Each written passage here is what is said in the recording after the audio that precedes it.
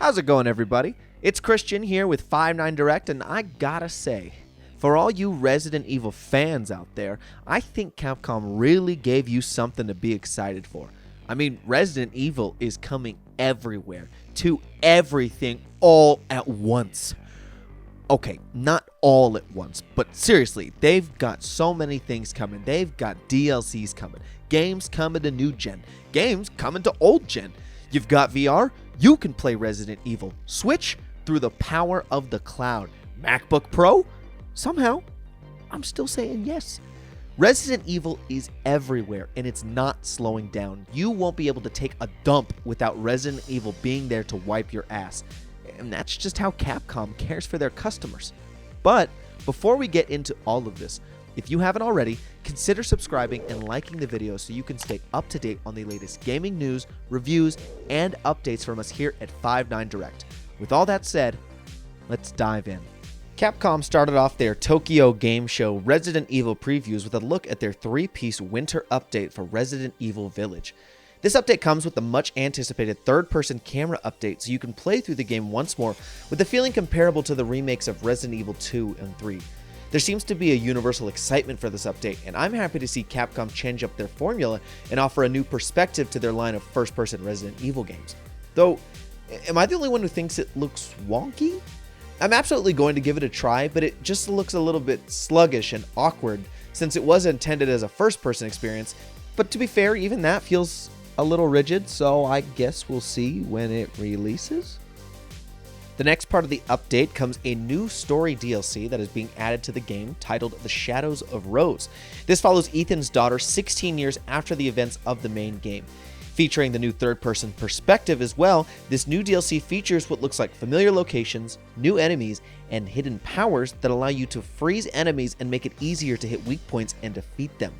And then the last of the winter update is more additions to the Mercenaries game mode, with new playable characters Lady Dimitrescu and Lord Heisenberg, as well as new maps to freshen up the experience. This update is available along with a new gold edition of the base game that includes the DLC on October 28th of this year.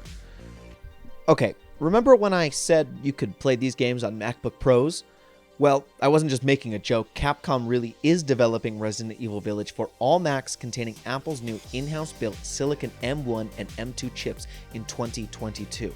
Now, gaming on Macs isn't exactly new, but having a AAA title make its way to the newest line of MacBooks? Now, that's pretty rare. Hopefully this really opens the floodgates for the future of MacBook gaming, and it doesn't just stay within its own Apple arcade bubble. Either way, this is exciting stuff. Resident Evil is also making its way to the Switch through the power of cloud gaming.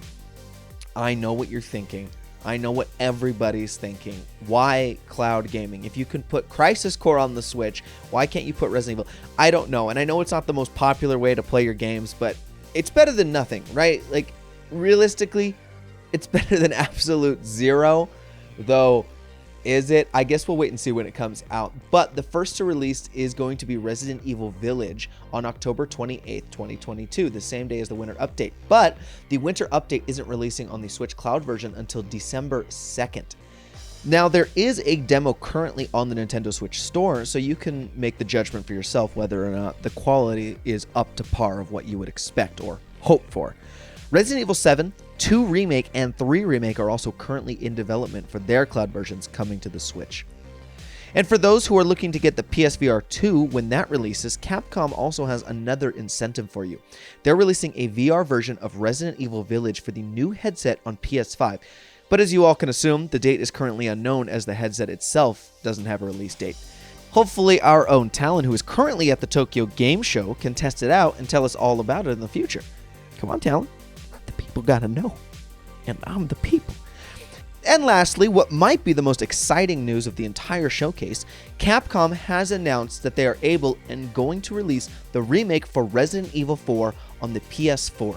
Now, it was previously up in the air whether it would release on a last-gen system, but it's good to see something so anticipated is going to be available for a lot more gamers, because realistically, a lot of people still don't have a PS5, so opening that up to more gamers is, in the end, always a good thing. Whether or not you believe it's holding the game back, I think Capcom as developers gave a fair shot to see whether or not the PS4 would hold the game back from what they envisioned it to be, and clearly that game is still going to be as great as they're wanting it to be. Well, let's keep our fingers crossed, right? We know what they did with Resident Evil 3 Remake. We don't want a repeat of that. Hopefully, it's just as good as Resident Evil 2. But that about wraps up all the updates from Capcom regarding Resident Evil. Now, they will have a showcase next month, but for now, let us know in the comments what you're most excited for out of this showcase down below. I'm Christian with 59 Direct. Thank you all for watching, and we will see you next time.